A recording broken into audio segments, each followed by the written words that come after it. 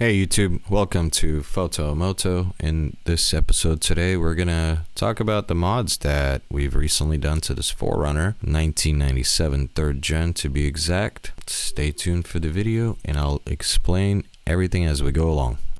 Looking at the front end here, we've added the 4-inch aux beam LED driving lights or off-road lights, very bright. We also put on the 2001 OEM Toyota 4runner headlights. They're much nicer than the old 97 headlights that I used to have on here.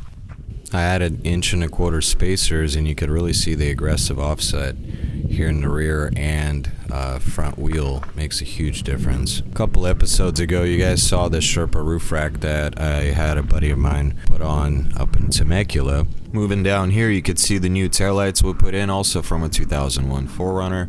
These are OEM. Here I finished building the rear bumper, finalizing the overall armored look, giving me higher approach and departure angles.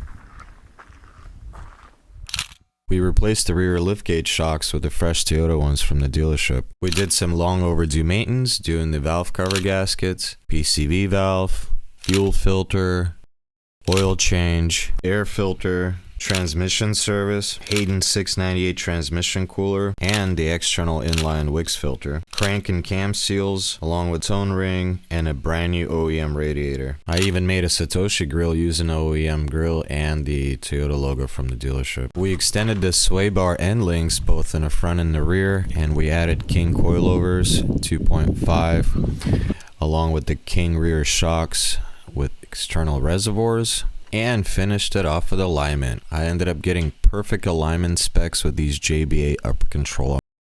Be sure to stay tuned for the next video where we take you camping and exploring the Anza Borrego Desert in the awesome, tastefully modded 97 limited 4runner. Thank you for watching, guys. Till next time, enjoy the rest of your day and take care.